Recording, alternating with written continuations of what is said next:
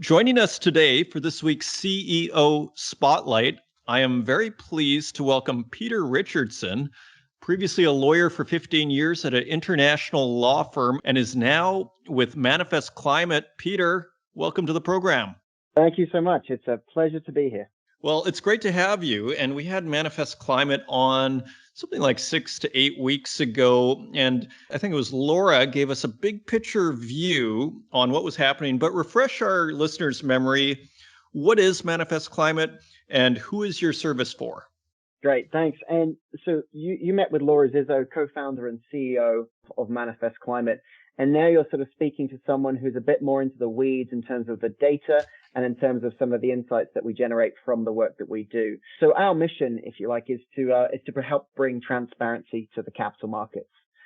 We are exclusively focused on climate, and we use the Task Force on Climate-Related Financial Disclosures, the TCFD, as a framework, and it is just that, to help us guide folks along the climate response journey.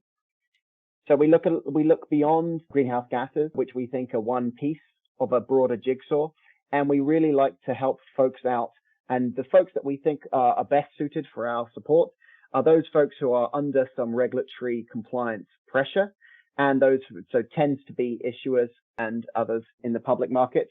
And we tend to find the best folks that we work with often have some conception of where they want to go to with climate, but are not necessarily, leading the charge or leading the field. We can work with everyone, and we tend to sort of watchword is really we meet people where they are. And so that's what we like to do. We like to use the data that we have to generate decision useful information that they can act on to really move the needle. Okay, excellent. So if I'm a public company and I'm looking to basically refine and figure out really my climate messaging and what I am actually doing, you guys can help me with that. That's exactly right. And the pieces that we pull out, and maybe this will segue to a broader conversation, is when we work with different industries, and we do work cross-sectorally, and we think that there are very good reasons to do that.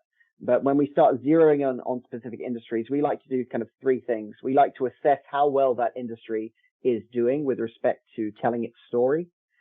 We like to understand the nuance of that industry because we tend to find, as in the mining sector, that any particular industry or sectoral response to climate tends to have a number of different faces.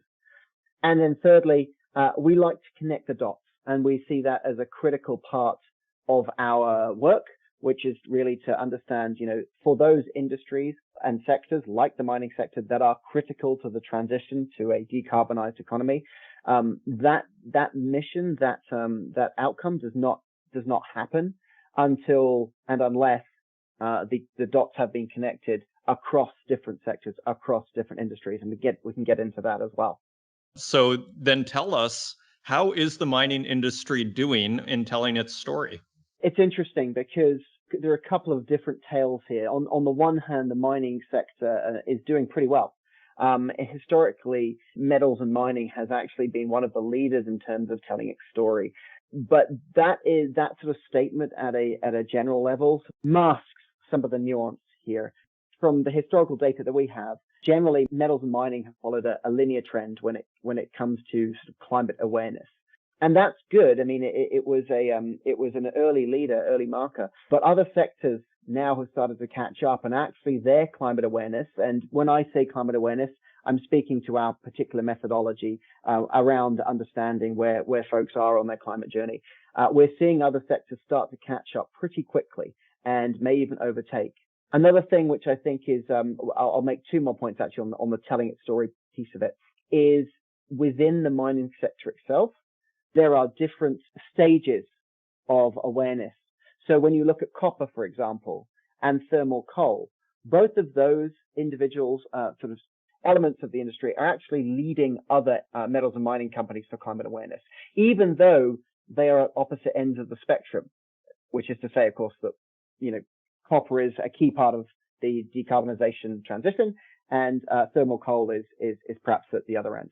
And then the third piece, and this is really where I think the story from the mining industry can do a much better job, even though, as I just mentioned, the copper and other minerals and metals are critical to the transition, less than half of the major mining companies that we looked at are actually disclosing their climate-related market opportunities. And now compare that to their disclosure of physical climate risks.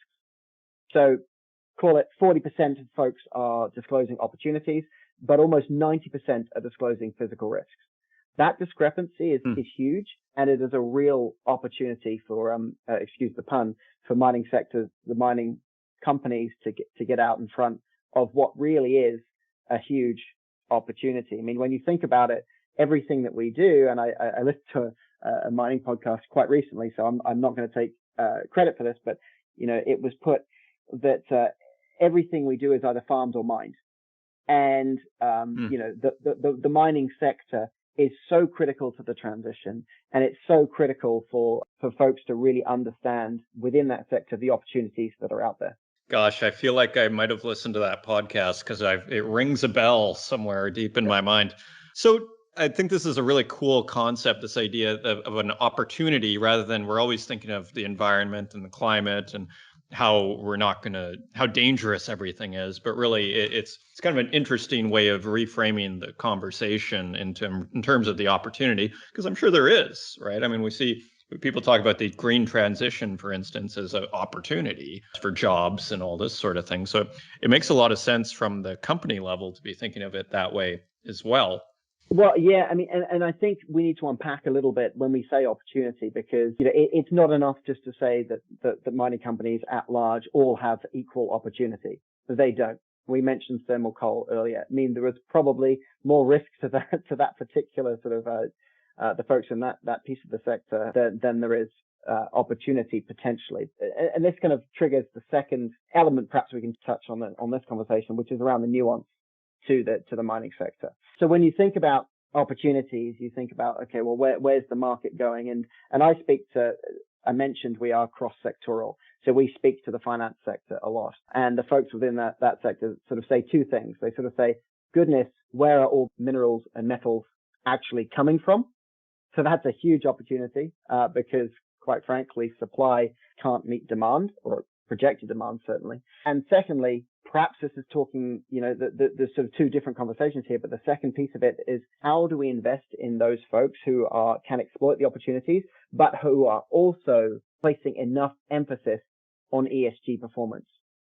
So again, if you're put your financial hat on for a second, I'm looking out for opportunities, and we like to reframe it in that respect, because we always say, a company that only looks at risks has a pretty short shelf life.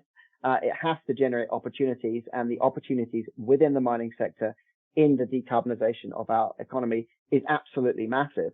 But again, going back to, well, okay, I have to decide where I put my money. Well, almost 3/4 of the financial folks that we speak to are more likely to divest from companies, and whether that's within the mining sector or externally, with poor ESG track records. Now, perhaps I should have mentioned at the top of the call, we are exclusively focused on climate.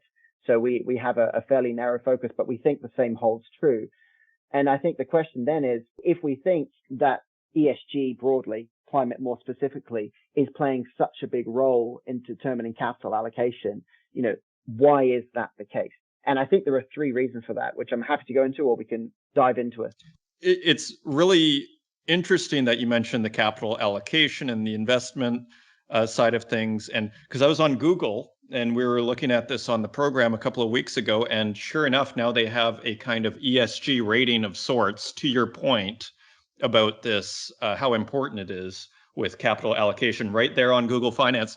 Now, you mentioned connecting the dots earlier. So connect the dots for us here as we wrap up here. How are you connecting the dots for everyone? No, thank you. So it used to be the case that folks wanted to do the right thing from a societal perspective. And, in the mining sector, social license obviously used to be, still is a critical piece of the jigsaw. That's good. It also, and it's becoming increasingly the case that it's the right thing to do to have an effective climate response from a business perspective. So when you think about electrification leading to lower maintenance or lower evaporation due to, your approach to tailings ponds and putting covered PV, for example. Even our own data showing, how companies are better able to withstand shock if they follow the TCFD framework. But really the connecting dots piece comes as regulation starts to bite. So companies around the world, and this is within the mining sector as well as outside the mining sector, will be and are exposed to many different jurisdictions and the regulatory regimes that comprise those jurisdictions. So, for example, in the US, you have the SEC looking at the mandatory disclosure of climate-related data. So too do you have that in Canada. So too do you have that in the UK. So too do you have that under the auspices of the new ISSB. How we connect the dots?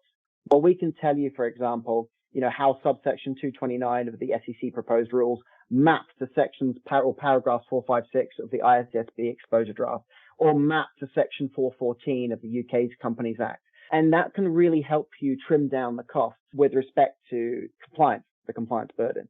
So and perhaps I'll finish here because this is always interesting money. The SEC sort of estimates, and I'll use very ballpark figures, that compliance with the new rules with respect to climate disclosure will be around $600,000, of which $200,000 might be internal and $400,000 might be external. That number can be a very significant number, both within an individual organization and across an industry. And the way you generate efficiencies is to make sure you're not doing the same amount of work in the US, in the UK, internationally. So we can help. And what we try to do is join those dots such that you're actually gaining efficiencies as you work across different jurisdictions. Brilliant. Yeah, exactly. Why do the same work over and over? If you guys know how to do that, if you can start to map these things across each other, hence your 15 years in international law. Well, Peter Richardson from Manifest Climate, thank you for joining us on this week's CEO Spotlight. Thank you so much. It's been a pleasure. Thank you.